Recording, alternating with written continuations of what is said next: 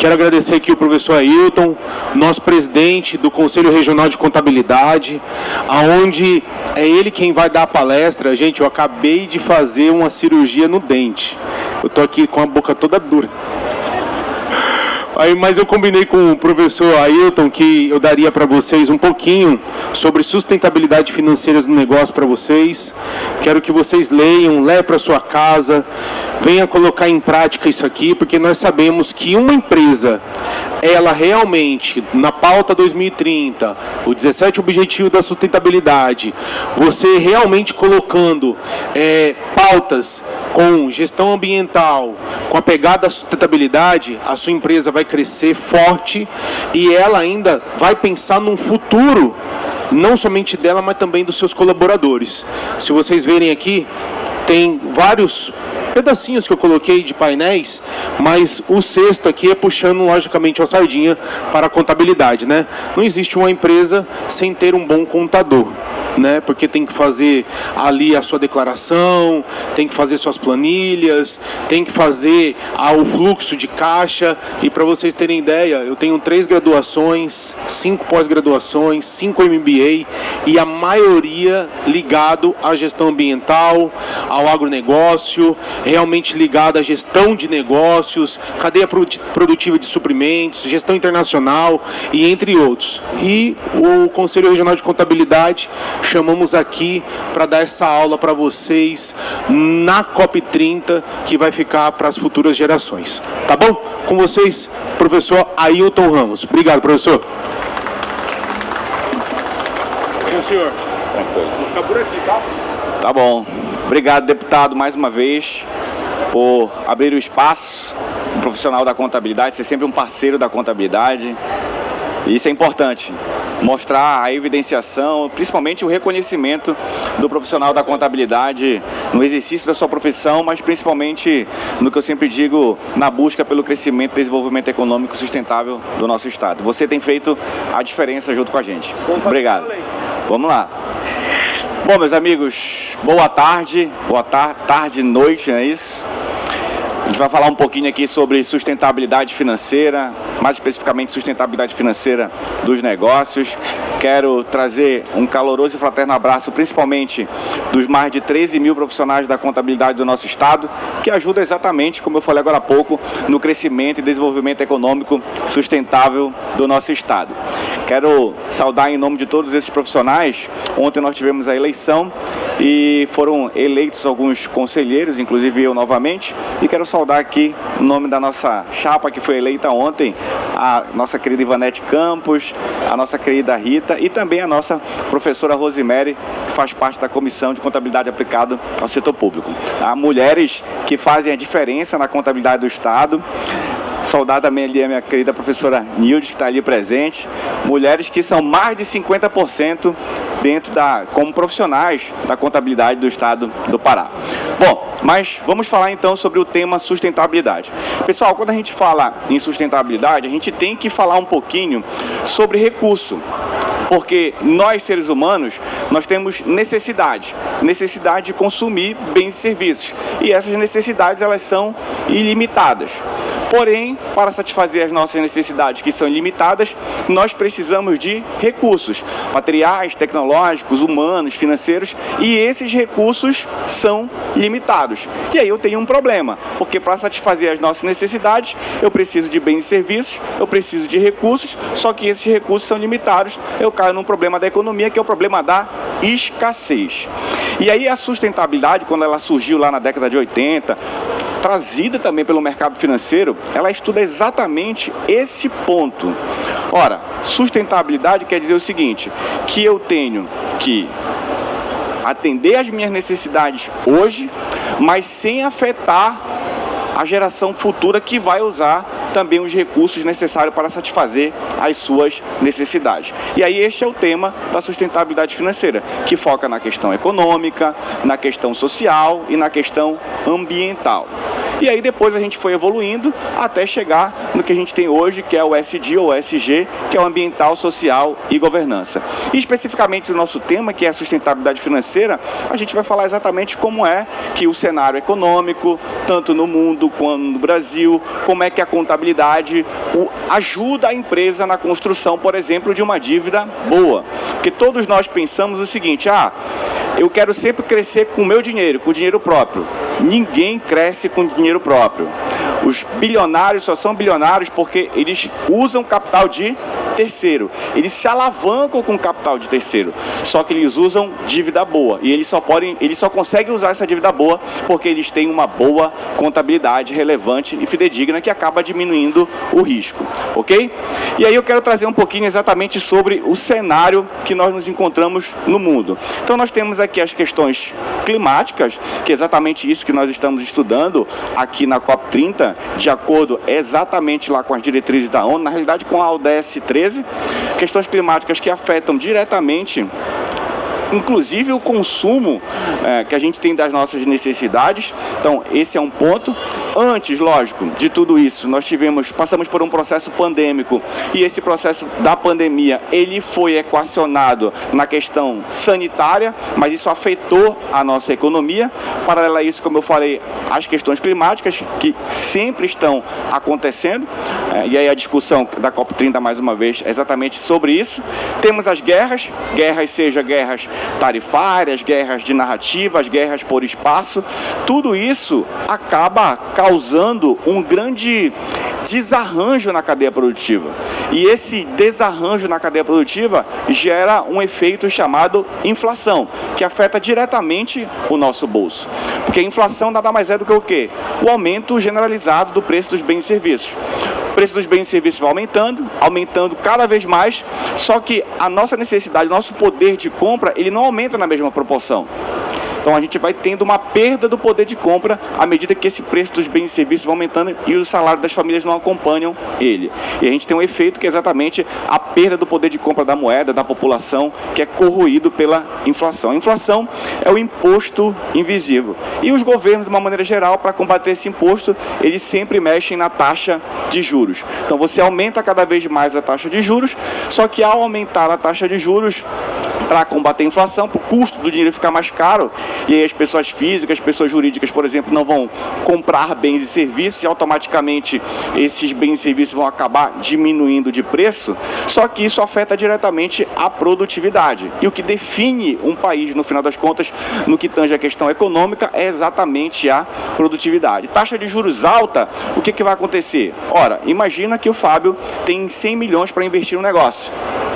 Só que a taxa de juros hoje está 15% ao ano. Ele vai pensar duas vezes antes de investir os 100 milhões para expandir o negócio dele ou abrir um negócio, se ele pode ser rentista e ganhar 15% ao ano. 15% de 100 milhões vai dar o quê? 15 milhões. Ora, e também fica caro para você pegar o capital para expandir o seu negócio, com uma taxa de juros alta. Beleza? E aí, o que acontece também? Nós temos, para combater isso, aumentar essa taxa de juros, só que ao aumentar essa taxa de juros, os rentistas cada vez cobram um preço maior para comprar um título público, por exemplo, do governo americano, que financia a dívida pública. E aí isso causa um efeito mais lá na frente, que eu não vou entrar nos pormenores aqui, que é um efeito na curva de juros. E esse efeito na curva de juros, hoje na economia, a gente tem o que a gente chama de inversão na curva de juros, e isso quer dizer mais ou menos que mais lá na frente nós teremos uma recessão. Então, esse é o cenário que nós temos para 2026, 2027, 2028, 2029, um cenário de recessão. E por isso, cada vez mais, a gente tem que trabalhar os nossos recursos da melhor forma possível, porque eles estão cada vez mais escassos. Daí a importância da contabilidade nesse processo todo. Esse é o cenário mundial. No Brasil, nós completamos recentemente 30 anos de Plano Real. E quem é que mede a nossa inflação oficial é medida exatamente pelo IPCA. E essa inflação medida pelo IPCA, nesses 30 anos de Plano Real, ela diz o seguinte, que nós tivemos uma inflação de aproximadamente 730%. O que isso quer dizer? Quer dizer que o que eu comprava com R$100,94, hoje eu preciso de R$830. Ou seja, os meus R$100,94 valem hoje R$200. eu tive aproximadamente uma desvalorização de quase 88%. No mesmo período, o dólar americano, ele se desvalorizou 52%. E só chegou nesse patamar muito em função do que nós tivemos exatamente no processo de pandemia, que é os Estados Unidos tiveram que imprimir alguns trilhões de dólares. E imprimir dinheiro gera exatamente inflação, e essa inflação americana acabou impactando o mundo todo de uma forma geral. Muito bem. E aí, pessoal, nós temos, ainda falando um pouquinho, deixa eu voltar aqui, ainda falando um pouquinho sobre esse processo inflacionário, para vocês terem noção, o que a gente... Quando o Plano Real entrou em vigor em 94, um salário mínimo comprava aproximadamente uma cesta básica. Hoje, um salário mínimo de 1.518 compra aproximadamente 2 cestas básicas. Se a gente for analisar o salário mínimo de 94 para cá, ele aumentou mais de 2.000%. Então, vocês podem me falar o seguinte, então, se a inflação foi de 730% e o salário mínimo aumentou mais de 2.000%, então quer dizer que a população teve um ganho de poder de compra. Aí eu pergunto para vocês, a população teve um ganho de poder de compra nesses 30 anos? Não tivemos. É porque a métrica que se usa, como por exemplo salário mínimo, não é métrica. Não é métrica. Então, vamos analisar uma coisa, para a gente começar a desconstruir essa ideia. Quando o Plano Real começou lá em 94, para você ter imposto de renda retido na fonte, você tinha que ganhar 10 salários mínimos. Hoje, com 2 salários mínimos e pouquinho, você já tem que ter imposto de renda retido na fonte. É o governo abocanhando, no final das contas, mais cedo, o recurso do trabalhador. A gente tem um efeito chamado de reduflação ou inflação invisível. Vocês vão entender muito bem o que eu vou falar. Há um ano atrás, 1 quilo de sabão em pó custava R$15. Hoje, custa R$15. Mas não é 1 quilo, são 800 gramas. Ou seja, se você for fazer a proporcionalidade, esse 1 quilo sai R$18,75. Você teve um aumento de 25%, uma inflação invisível que a gente não vê. Cada vez o dinheiro está acabando mais cedo, e os produtos estão acabando mais cedo porque eles estão diminuindo exatamente a quantidade que a gente está comprando. A gente está pagando o mesmo valor, mas levando menos, ou levando uma qualidade inferior. É o pacote de biscoito que diminuiu, é a quantidade de sabão, por exemplo, a caixa de bombom garoto. Eu gosto muito de comprar caixa de bombom para os alunos lá na empresa e tal, tudo. Cada vez mais vem menos bombom. Vem menos bombom. E às vezes é só bombom de banana que aparece quando a gente abre a caixa. Tá? Então, esse é um conceito chamado de inflação invisível que afeta o nosso dia a dia. E aí, pessoal, esse é o cenário das empresas no Brasil hoje. Nós temos a dívida das empresas subindo acima da inflação, temos problemas no varejo, várias empresas com recuperação judicial, tem Americanas, tem problemas na Via Varejo, problemas no Magazine Luiza, várias empresas do varejo brasileiro com problemas. Isso mostra a grande dependência que essas empresas do varejo também têm do capital de terceiro, e o capital de terceiro no Brasil é muito caro. E aí elas começam a ter descompasso no seu fluxo de caixa. Nós temos o fechamento de empresas tendo superado a abertura em 750 mil desde 2021. Nós temos 6,59 bilhões de empresas inadimplentes e 89% dessas empresas são pequenas empresas. Quando a gente olha as MEs e as EPPs, 8,9 milhões que representam esse número, eles representam 27% do PIB e 52% dos contratos de trabalho. E, pasmem, 40% dos salários no Brasil. E aí, nós temos, no final, depois eu vou fazer o contraponto, eu vou mostrar que não é só coisa ruim, calma. Eu também quero mostrar um pouquinho sobre a insegurança que a gente vive num Brasil onde a gente quer empreender, como é que o empreendedor, como é que o empresário vive nesse meio de insegurança. Primeiro, a insegurança política, e aí aqui eu não estou falando de política partidária, não tem nada a ver. Estou falando de insegurança no tripé, que é o tripé da política fiscal, que é como o Brasil arrecada e gasta. A gente tem que aí eu vou fazer um disclaimer aqui, uma observação, uma ressalva, pessoal. Na minha percepção, antes de ter a reforma tributária, era para ter tido a reforma administrativa para diminuir o tamanho do Estado brasileiro e melhorar, assim, a sua eficiência. Porque quando a gente tem problema na nossa casa, o que a gente faz? A gente mexe no nosso bolso, corta os nossos gastos. Só que os governos, de uma maneira geral, eles têm uma prerrogativa muito diferente da nossa. Qualquer governo no mundo, o que eles fazem quando eles têm problema? Ou eles aumentam a carga tributária, ou eles imprimem dinheiro. Só que imprimir dinheiro gera muita inflação. Beleza, a gente tem também um problema de política monetária, que é a oferta da base da moeda, e a oferta da base da moeda causa exatamente inflação e acaba impactando na política cambial. A gente tem uma insegurança econômica, e aí eu quero fazer um outro parênteses. Essa insegurança econômica não quer dizer que a gente passará pelo que passou a Argentina, ou pior ainda, será uma Venezuela. Não, isso nunca vai acontecer com o Brasil, porque nós temos uma diversidade enorme de commodities, nós temos uma diversidade enorme da nossa economia, mas nós sempre seremos o celeiro do mundo, porque a gente acaba não agregando valor nas coisas. Desde que eu tinha 10 anos, eu me lembro que falavam: o Brasil é o país do futuro, o Brasil é o país do futuro. Hoje, com 45 anos, eu continuo escutando: o Brasil é o país do futuro. A gente chega à conclusão que o Brasil é o país do futuro do pretérito, a gente sempre está no gerúndio. E aí a gente tem um problema de insegurança jurídica, e essa segurança jurídica, ela afeta diretamente a competitividade aqui no Brasil. Teve uma pesquisa que, dentre 60 países, o Brasil é 56º no nível de competitividade. E as duas variáveis que apontam esse baixo nível de competitividade aqui no Brasil é exatamente a questão tributária e a questão trabalhista. A maior parte dos processos trabalhistas do mundo está aqui no Brasil, mas nós não somos de perto o país que tem mais carteira assinada, por exemplo. Então isso causa uma insegurança jurídica muito grande para quem quer vir aqui no Brasil, para o estrangeiro, capital estrangeiro que quer trazer aqui para o Brasil, para investir, gerar emprego e renda e não ser rentista apenas. Esse é um ponto. O outro ponto é a questão tributária. Aqui a gente vive um manicômio fiscal que vai ser um pouco corrigido agora com a reforma tributária. Um pouco. Mas beleza. Tem um empresário paraguaio que foi feita uma entrevista com ele, foi perguntado por que, ele é o maior empresário do Paraguai, por que você não investe no Brasil? Porque no Brasil é muito complexo, aqui no Paraguai é simples, 10% sobre a renda, 10% sobre o consumo e 10% pessoa física. Beleza. No Brasil é uma diversidade muito grande, é um negócio maluco, a gente não consegue entender. E esse empresário paraguaio é um brasileiro.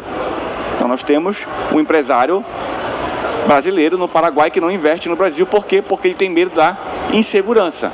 Insegurança, no caso, jurídica, fiscal, insegurança tributária e insegurança trabalhista. Uma delas só. Ok, e aí a gente tem a insegurança dos juros, que no Brasil oscila muito, porque quando a inflação sobe, a primeira coisa que o Banco Central faz como instrumento de política monetária é mexer exatamente na taxa de juros. Nós saímos da pandemia de uma taxa de juros de 2% ao ano para uma taxa hoje atual de 15% ao ano. Isso afeta diretamente os investimentos de quem quer expandir o seu negócio para gerar emprego e renda e melhorar a produtividade do país. E aí, pessoal, nós temos também uma dificuldade enorme em abrir empresas no Brasil. Eu falo dificuldade, não é problema, é dificuldade. A primeira dificuldade é a burocracia. Então eu coloco ela como uma dificuldade e não como um problema, porque a burocracia ela é importante no processo, porque ela gera controle.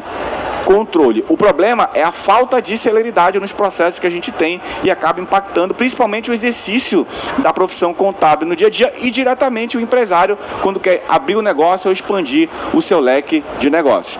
Um problema de investimento, uma dificuldade em crédito, mas essa dificuldade de crédito é exatamente muito em função da contabilidade. Pessoal, contabilidade diminui risco. Quanto melhor for a contabilidade da sua empresa, menor é o seu rate, menor é o seu risco. Isso quer dizer o seguinte, que você vai poder ir lá no banco, pegar um dinheiro emprestado e poder pegar com uma taxa menor e esticar esse prazo de pagamento o possível que for. Por quê? Porque a sua contabilidade ela é relevante e fidedigna. Contabilidade diminui o risco do credor, diminui o risco do investidor no final das contas. Problema de carga tributária, como eu falei, problema de logística, a gente depende muito do modal terrestre, e aí as nossas estradas não prestam, e aí isso impacta no desgaste do caminhão, é mais peça, é mais consumo de combustível, tudo isso vai acabar impactando lá o preço dos bens e serviços. E a gente tem um problema de ineficiência de mão de obra, saiu uma pesquisa também, o que a gente tem de, por exemplo, o que um americano faz, eu preciso de 4 brasileiros. Então, isso é um problema de ineficiência que a gente tem de mão de obra. Mas aí eu começo a fazer um contraponto, porque você pode dizer, pô, eu vim para cá, estou escutando o Ailton nesse calor e ele só está falando desgraça. Calma. E aí vem agora o AI Brasil. Então, por que o Brasil? A gente começa falando sobre todas essas possibilidades que a gente tem, principalmente no agro. O Brasil, ele, mais ou menos por ano, 128 milhões de toneladas, 38% da população mundial, cana-de-açúcar, 356 milhões de toneladas, 40%, representa 40% da produção mundial, o café representa 33% e o milho representa 11% da população mundial, da produção mundial. Isso são só apenas algumas commodities que nós produzimos, que o nosso agro está à frente aí no nosso dia a dia. Nós temos aqui, pessoal, investimentos em infraestrutura. O Brasil investe em larga escala em estrutura cada vez mais. Nós somos o 7º mercado consumidor do planeta, o 5º maior consumidor em energia, o 3º maior consumidor em redes sociais e o 3º maior consumidor em APIs. Nós temos aqui também, lógico, o AI Pará. Por que o Pará? O Pará tem um produto interno bruto que cresce, que vive na sua constância também.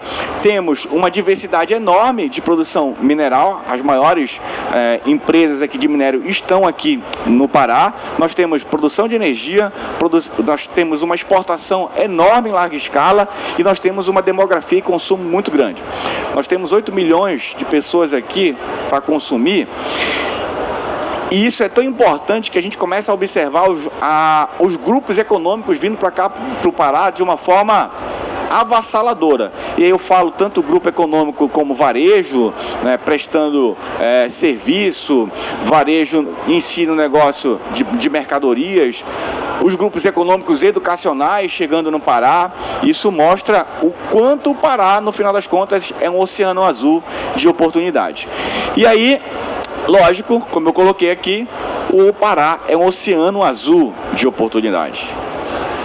Tanto é que nós conseguimos trazer para cá, para Belém, a COP30. É lógico, pessoal, que nós temos as nossas dificuldades, como qualquer outro estado do Brasil, especificamente Belém, também temos dificuldade como qualquer outra cidade, mas sim, nós somos um oceano azul de oportunidade, tanto é que conseguimos atrair cada vez mais capital estrangeiro para vir para cá, para investir, para gerar emprego e renda. Por isso que os investidores veem o Pará como um oceano azul de oportunidade.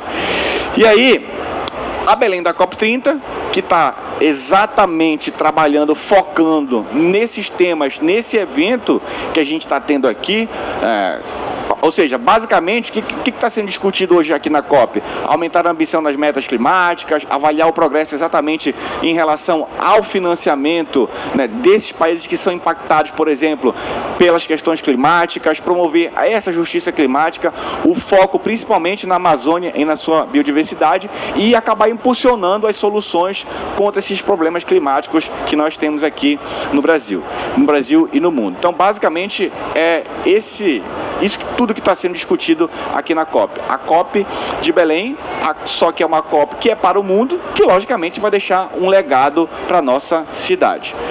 E aí, eu quero falar um pouquinho sobre essa disrupção. Disrupção é mudança de sentido, essa disrupção que acontece na sustentabilidade financeira dos negócios, que é afetada exatamente por 3 variáveis que acabam mudando e que vão mudar totalmente o nosso ambiente de negócio. A primeira delas, pessoal, é essa aqui, ó, inovação tecnológica, que chegou para mudar a nossa vida, mas principalmente a vida das empresas, do empreendedor no dia a dia, seja pela IoT, internet das coisas, pela inteligência artificial, pela blockchain. Todo mundo aqui com certeza já ouviu falar sobre Bitcoin, mas poucos escutaram a blockchain. A blockchain é a tecnologia que está exatamente por trás do Bitcoin, que surgiu lá na crise do subprime em 2008. Esta tecnologia, por exemplo, ela é usada pelas Big Four de auditoria, as 4 maiores empresas de auditoria no mundo. Elas usam essa tecnologia nos seus processos de detecção de fraude e de erro. A blockchain, por exemplo, está no meio dos cartórios, por meio de contratos inteligentes, então é uma tecnologia que veio para ficar. Tanto é que os fundos, os grandes fundos no mundo de investimento, têm sempre um pezinho lá em Bitcoin. E exatamente não por causa do Bitcoin, mas sim por causa da sua tecnologia, que é a blockchain. Aí nós temos uma segunda variável disruptiva que está mudando esse ambiente de negócio, que é a reforma tributária, que começa agora em 2026. Bom, essa reforma tributária, ela vai tentar corrigir as anomalias que a gente tem, vai mudar completamente o nosso ambiente de negócio, trazer uma equidade / igualdade para o nosso dia a dia tributário, diminuir a complexidade, diminuir o custo de conformidade, principalmente para o empresário. Essa reforma tributária, ela tende a trazer para a gente, meus amigos, uma sinergia entre os agentes econômicos, governo, famílias e empresas. Principalmente, ela será uma reforma não só tributária, mas uma reforma do fluxo de caixa nas empresas, uma reforma gerencial nas empresas, uma reforma de transparência, principalmente no que tange ao uso do recurso público e como esse recurso público chega nos cofres públicos. Então, isso aqui vai mudar completamente o nosso ambiente de negócio. E não é só o contador que tem que entender da reforma tributária, é o empresário, é o cidadão, e inclusive a Cefa faz um excelente serviço, a Secretaria da Fazenda, por meio da... me lembra? A escola fazendária, lá com o programa de educação fiscal lá com a Zilda. Vai me lembrando, Rose, vai me lembrando. Bom, e a terceira variável, pessoal, é exatamente a sustentabilidade, que vem por meio desse tripé, do ESG, que é o ambiental, social e o governança. Pessoal, essa temática aqui, ela é indiscutível para o planeta, para a sociedade de uma maneira geral. E quando a gente fala de sustentabilidade, não quer dizer que a empresa tem que deixar de ter lucro para ser sustentável. Não, sustentabilidade é ter o lucro, mas paralelo ao lucro também se desenvolver, não afetar o ambiente, o social e a governança. É isso que é a sustentabilidade. Uma coisa está correlacionada à outra diretamente. Então, é indiscutível quando a gente fala de eficiência energética, de uso adequado dos recursos públicos, quando a gente está falando de equidade, de igualdade de gênero, de inclusão, de acessibilidade, de governança, de transparência, tudo isso é indiscutível. O problema é que às vezes no Brasil a gente não consegue avançar nessas pautas e discutir essas pautas de forma técnica e responsável por causa do viés político. Esse é um problema muito grande que a gente tem no Brasil. O viés político que acaba atrapalhando exatamente nessa discussão. E aí a gente não consegue discutir a sustentabilidade com responsabilidade da forma como deveria ser. E aí, algumas práticas sustentáveis para que as empresas, por exemplo, se tornem de forma sustentável financeiramente. Você usar de forma eficiente os seus recursos. Certa vez a gente trabalhava numa faculdade e lá nós fizemos um estudo de tempos e movimentos, onde a gente conseguiu realocar as salas de uma forma em que as turmas, elas não pertenciam às salas. As disciplinas pertenciam na realidade às salas diferentes, não salas específicas, porque todo mundo está acostumado assim, minha sala do primeiro semestre é essa. Não, você tinha a disciplina, e a disciplina ela poderia ser em qualquer sala. Isso fazia com que, por exemplo, em determinados dias, não precisasse abrir um corredor, porque tinha uma sala só lá. A gente conseguia relocar na outra de baixo. Isso trazia o quê? Eficiência energética, eficiência do uso adequado dos recursos. Então, as energias renováveis, gestão de resíduo, cadeia de suprimento, o rastreio da cadeia de suprimento.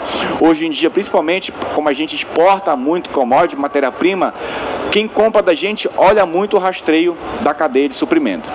E aí, lógico que isso está linkado com a sustentabilidade financeira, que vai trazer para a empresa o quê? Equilíbrio orçamentário, endividamento gerenciável e, mais uma vez, não pensem que, eu vou crescer com o meu dinheiro. Ninguém cresce Ninguém consegue crescer da forma como tem que crescer só com o seu dinheiro. O importante é você ser financiado por capital próprio, mas também por capital de terceiro. E aí a gente tem que encontrar, logicamente, um equilíbrio entre o capital próprio e o capital de terceiro. Às vezes a gente pensa que é o seguinte, o custo do capital de terceiro, ele é maior do que o capital próprio. Calma aí, nem sempre. Pessoal, quando você pega o seu dinheiro e renuncia, investir para ganhar renda ali na bolsa, título público, no que for, você está renunciando isso para colocar numa empresa, isso tem um custo de oportunidade. Você está deixando de ganhar alguma coisa ali investindo para abrir uma empresa. Então tem um custo de um capital. Então no Brasil, o custo do capital próprio, o custo do sócio, ele é muito alto para ser remunerado. E às vezes é mais vantagem você ser financiado por capital de terceiro, desde que você tenha uma boa prestação de conta, uma boa contabilidade, uma boa contabilidade. E isso vai trazer um endividamento gerenciável lá com a dívida boa. Muito bom. E aí, pessoal, como eu coloquei aqui, olha, a contabilidade ajuda na criação da dívida sustentável. E a boa contabilidade, ela se alicerça num tripé. É reconhecer o quê? O que é um ativo, o que é um passivo, o que é um patrimônio líquido, o que é uma receita, o que é uma despesa. Reconhecer e depois mensurar isso, atribuir valor e principalmente fazer a sua evidenciação por meio das DFs, lá das demonstrações financeiras. Esse é o tripé essencial da contabilidade. E aí, eu tendo esse bom tripé, e quando, lógico, a empresa vai chegando a um determinado nível, essa empresa também precisa passar por uma covalidação externa, por um carimbo de que aquilo lá está bacana, ou seja, por uma auditoria independente, isso mostra que essa empresa terá um risco baixo no mercado e essa empresa consegue captar recurso a longo prazo e se alavancar com uma taxa cada vez menor. No final das contas, quanto mais fácil o crédito disponível, maior a taxa de juros. Pessoal, por que a taxa de juros do rotativo do cartão de crédito é tão alta? Por que ela é tão alta? Porque ela é de fácil acesso. Se você atrasar o cartão, o cara está te dando um dinheiro ali no plástico que você está comprando, você não paga nada. Se você pagar em dia, você não paga nada de juros. Você só paga juros se você atrasar. Então isso é um risco muito alto para quem está emprestando, por isso que ele acaba colocando a taxa do rotativo altíssima, mesmo porque no Brasil a inadimplência ela é muito alta. E aí, pessoal, como eu falei aqui, a contabilidade ela ajuda na criação da dívida boa, dívida que gera caixa, dívida que traz sustentabilidade financeira, dívida que aumenta o equity, que aumenta o patrimônio líquido da empresa. Bom, tudo, falando agora além da contabilidade. Só para vocês entenderem, a contabilidade ela tem uma função, eu sempre falo para o pessoal, a função da contabilidade é muito simples. A primeira função dela é diminuir o risco. Diminuir o risco no que tange a questão do empresário, quando ele abre o negócio dele, ou seja, diminuir o risco gerencial. Diminuir o risco dele no que tange a questão da prestação de conta para o governo, na contabilidade, na conformidade fiscal e tributária. Diminuir o risco do credor. Então, quando eu faço a contabilidade, quando eu mostro lá o balanço, a demonstração do resultado, isso é para diminuir o risco do credor, para eu conseguir captar dinheiro lá do credor ou do investidor. A contabilidade também tem a função de diminuir o risco do governo, no que tange a prestação de conta do uso do recurso público, ou fazendo o papel de intermediação entre o governo e o contribuinte. Mas agora, a contabilidade ela está tomando um outro papel de protagonismo, sem ser esse apenas das DFs, apenas das demonstrações financeiras, que é o papel exatamente relacionado à sustentabilidade. Lá exatamente tudo isso começou na COP26, lá em Glasgow, quando foi criado o ISSB, que é um board que ele estuda exatamente a questão da sustentabilidade, qual o efeito, no final das contas, que as questões climáticas, que as questões ambientais, sociais e de governança acabam impactando ali nas demonstrações financeiras daquela empresa. E esse board ele foi criado lá na COP26, em Glasgow, pela Fundação IFRS, que é uma fundação que criou o IASB, que estuda lá as normas internacionais de contabilidade, que são as IFRS. E aí, aí, pessoal, desse normativo foram criadas duas regrinhas básicas, que é o que a gente chama de FRS S1 e S2, que agora, recentemente, o Conselho Federal de Contabilidade, que é uma autarquia federal, e aí cada estado tem o seu Conselho Regional de Contabilidade, e eu estou como presidente exatamente do Conselho de Contabilidade aqui. O Conselho Federal, ele pegou essa norma, essa IFRS S1 e S2, fez um comitê, que é o CBPS, que é o Comitê Brasileiro de Pronunciamento e Sustentabilidade. Esse comitê, ele estudou essas normas de contabilidade relacionadas às questões ambientais, sociais, de governança e ao clima, e traduziu isso, e aí o Conselho veio e falou o seguinte: tá bom, agora que vocês já traduziram, estudaram, eu vou transformar isso numa norma. E ele criou a NBC-TD S01, Norma Brasileira de Contabilidade Técnica de Divulgação de Sustentabilidade. Isso quer dizer o seguinte: essa 01, ela é para requisitos gerais para a divulgação das informações financeiras relacionadas à sustentabilidade. Ou seja, é como se fosse uma estrutura conceitual relacionada à sustentabilidade. Quem é da contabilidade vai ver que isso aqui é como se fosse lá o nosso CPC 00, a estrutura conceitual da contabilidade. E aí também ela veio com uma outra norma, a NBC-TD 02, que está relacionada à questão do clima. O que as questões climáticas impactam nas demonstrações financeiras das empresas. E aí, meus amigos, essa prerrogativa da construção desse relatório, da publicação desse relatório, é única e exclusiva do profissional da contabilidade. E a sua asseguração, ou seja, a sua covalidação, a sua auditoria, também é específica de um profissional da contabilidade. Mais uma vez, a contabilidade sendo protagonista no crescimento e desenvolvimento econômico sustentável do planeta como um todo, porque essa prerrogativa é única e exclusivamente nossa. E no Brasil, nós adotamos esse padrão ISSB. Existem vários padrões, como o GRI, por exemplo, mas nós adotamos esse padrão internacional lá criado pelo ISSB, e veio uma resolução de órgãos reguladores, logicamente, para validar isso. Então, o Conselho Federal veio e diz: olha, os contadores vão ter que seguir essa norma. A CVM, Comissão de Valores Imobiliários, que regulamenta o mercado de capital no Brasil, também veio e disse: olha, vai ter que atender essa resolução. E aí, logicamente, todas as SA de capital aberto, a partir de 2026, serão obrigadas a fazer a divulgação das informações financeiras relacionadas à sustentabilidade, com a sua asseguração também por auditor independente. Só que duas empresas já começaram a fazer esse documento de forma voluntária. A Renner, e a Vale. Essas duas empresas já começaram. A Renner divulgou em julho e a Vale, salvo engano, divulgou em maio esses relatórios. E aí, lógico que tem uma obrigatoriedade da CVM para as sociedades anônimas de capital aberto, e tem uma obrigatoriedade também do Conselho Monetário Nacional para as instituições financeiras. Inclusive, ontem nós estávamos debatendo, participando de um painel com o pessoal do Banco Central e da Deloitte, exatamente sobre essa implementação desses normativos a partir do ano que vem. Mas aí, pessoal, o que acontece daqui para frente? Aí vocês podem me perguntar: mas isso é obrigatório então para as grandes empresas? Observe uma coisa, pessoal. A partir do momento que, por exemplo, o setor público, o governo do estado do Pará, que é esse documento que a gente quer entregar, deputado, lá na LEPA, um documento que diga o seguinte: olha, para participar de determinada licitação, a partir de determinado valor, as empresas vão ter que entregar também o seu relatório de sustentabilidade, para mostrar quais os efeitos que as questões ambientais, sociais, de governança e climáticas podem impactar nessas empresas, inclusive fazendo com que elas tenham descontinuidade e não prestem o serviço para o setor público, que é diretamente correlacionado à sociedade. Então, esse é um ponto. Mas, e as pequenas? As pequenas e as médias, com o tempo, também vão começar a aderir de forma voluntária. Porque quanto mais isso aqui é transparência, quanto mais transparente elas forem, mais elas vão conseguir captar crédito verde, por exemplo, no mercado. Que tenho certeza que vai ser uma condicionante para essas empresas conseguirem esse tipo de crédito. E não só isso, imagina na Vale, lá em Paraupebas, dentro da sua cadeia de valor, várias empresas ali de Paraupebas prestam serviço para a Vale.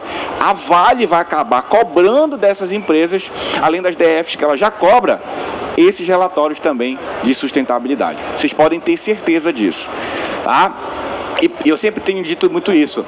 Todos nós da contabilidade, e eu vou falar para os contadores, para os meus colegas. Estamos pensando que o grande ouro da contabilidade daqui para frente é a reforma tributária. Na realidade, é esta questão aqui exatamente dos relatórios de sustentabilidade, que serão impactados também pela reforma tributária. E aqui, para ir finalizando, eu trago um exemplo do relatório voluntário que foi divulgado pelas lojas Renner. Está ali, ó, relatório de informações financeiras relacionadas à sustentabilidade. Foi referente às DFs de 2024, que ela publicou agora em julho. Então, divulgação relacionadas ao clima, CBPS, olha, a FRS S1 e S2, das lojas Renner. E aqui, para vocês terem noção, entendam que essa norma, esse relatório, ele fala do que acontece de fora para dentro da empresa em relação às questões ambientais, sociais e de governança e ao clima. Então aqui, um exemplozinho, o resumo lá dos efeitos financeiros. A partir das análises e estudos dos principais riscos e oportunidades, que é o que a norma vem estudar, quais os riscos e oportunidades relacionadas a essas questões de sustentabilidade.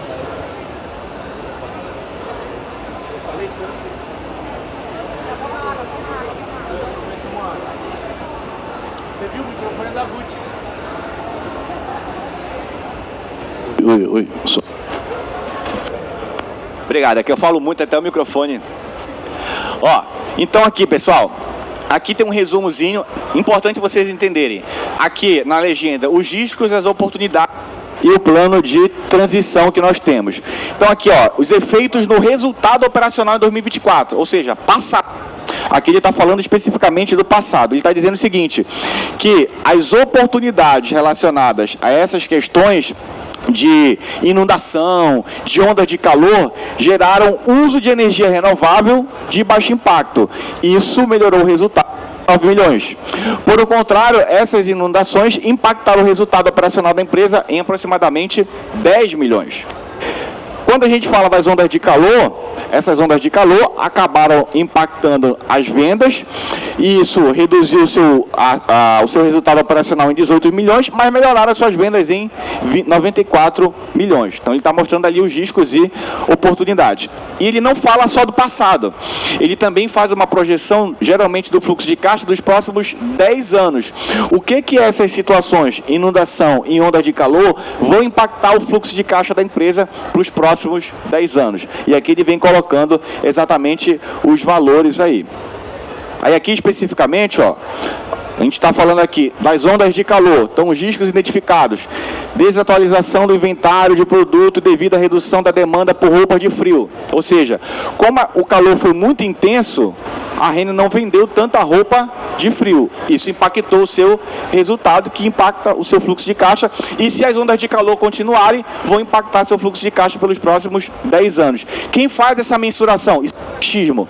Quem faz essa mensuração? O profissional da contabilidade. Quem faz a sua asseguração, a sua convalidação? O profissional da contabilidade lá por meio da auditoria. E aí aqui, o risco físico. Aí ele coloca, quais são os efeitos? Atualmente, no resultado, um efeito de 18 milhões. Para os próximos 10 anos, eu vou ter um efeito no meu fluxo de caixa de aproximadamente entre 64 e 74 milhões. E aí, quais DFs serão impactadas com as demonstrações financeiras? Obrigado. Quais demonstrações financeiras serão impactadas? Aí a gente vai impactar o balanço patrimonial por meio do contas a receber, vou impactar a demonstração do resultado por meio da receita líquida e as despesas com vendas, ambas lá na DRE.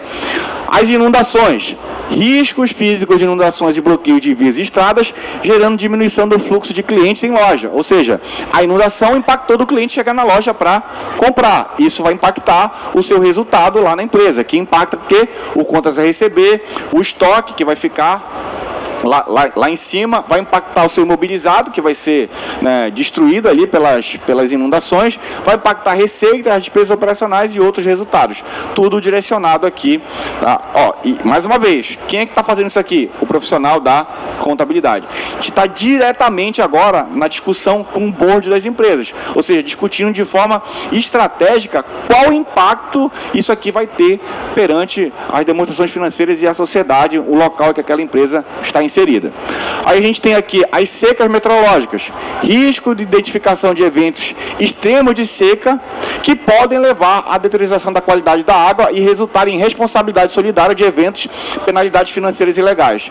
Então, isso vai impactar o quê? Balanço patrimonial lá no estoque, fornecedores, vai gerar contingências fiscais, trabalhistas. Quais são as DFs que vão ser impactadas? O custo da mercadoria vendida, CMV, despesas operacionais, o resultado financeiro da empresa, tá? E aqui nós temos os incêndios. Ora, riscos físicos de incêndios florestais no entorno do centro de distribuição da empresa, que fica numa cidade lá em São Paulo, que podem impactar a segurança dos colaboradores de operação logística. Aí tem o plano de transição, potencial impacto, quais DFs podem ser impactadas. A gente tem lá o balanço patrimonial, nas contas a receber, e na DRE a receita líquida e as despesas operacionais, tá? E aqui, lógico, eu estou falando só dos riscos. Aí agora vem o quê? As oportunidades. Dentre esses cenários, o que a empresa pode ter de oportunidade? Aí ela vai ter aumento das vendas de produtos mais sustentáveis, porque ela vai focar agora nos produtos mais sustentáveis. Aí coloca, esse aumento nas vendas de produtos mais sustentáveis, a produção de produtos mais sustentáveis, vai impactar lá o balanço patrimonial, contas a receber, a receita líquida, a despesa com venda, e vai ter um efeito financeiro lá na empresa, no fluxo de caixa, nos próximos 10 anos. Então, eu vejo que isso impactou no passado, na DF de 2024, e o que vai impactar no fluxo de caixa nos próximos 10 anos. Esse relatório, ele não olha só, porque geralmente as DFs, as demonstrações contábeis, elas olham para onde apenas? Para o passado. Esse relatório de sustentabilidade, informação financeira relacionada à sustentabilidade, ele olha para o passado, os efeitos que as questões ambientais, sociais, de governança e climáticas estão impactando no passado, mas principalmente o que elas vão impactar na geração de caixa dessas empresas, seja caixa operacional, financeiro ou de investimento. E aí, uso de energia renovável de baixo impacto.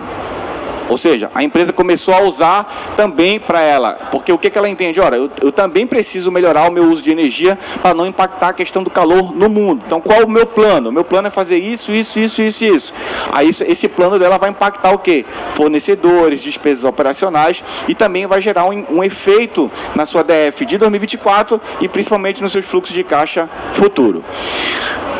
Pessoal, e aí, finalizando para mim aqui, essa é a fórmula da sustentabilidade financeira que eu vejo para as empresas. Sustentabilidade financeira das empresas está linkada à soma de 3 variáveis. Número 1, processos bem definidos, e processo é diferente de procedimento. Processo é diferente de procedimento. Depois a gente tem tecnologias e principalmente pessoas engajadas, meus amigos. Pessoas engajadas. Essa é a fórmula da sustentabilidade financeira dos negócios, e a contabilidade, mais uma vez, se mostra protagonista nessa história com essas informações financeiras relacionadas à sustentabilidade das empresas. E aqui, quero terminar o bate-papo, agradecer mais uma vez, deputado. Muito obrigado. Eu falo muito, desculpa, viu? Não, é 45 minutos. A gente só tem 45 minutos aqui. E não sei se está funcionando o áudio aqui, mas é um videozinho que a gente tem... Acho que não, mas tá. É um videozinho que a gente mostra um pouquinho de uma homenagem que nós fizemos aos profissionais da contabilidade no Dia do Contador, onde nós conseguimos colocar as luzes do Mangueirão todo da cor rosa, que é exatamente a cor do profissional da contabilidade. E aí exatamente o vídeo fala sobre isso. E termina aqui com uma frase, que o mundo que nós vamos deixar para os nossos filhos depende exatamente dos filhos que nós vamos deixar para este mundo, do professor Mário Sérgio Cortella. Pessoal, muito obrigado e um forte abraço, e podem contar com a contabilidade do nosso Estado. Obrigado, deputado. Obrigado eu. Eu quero tirar uma foto com vocês para deixar para a posteridade, pode ser?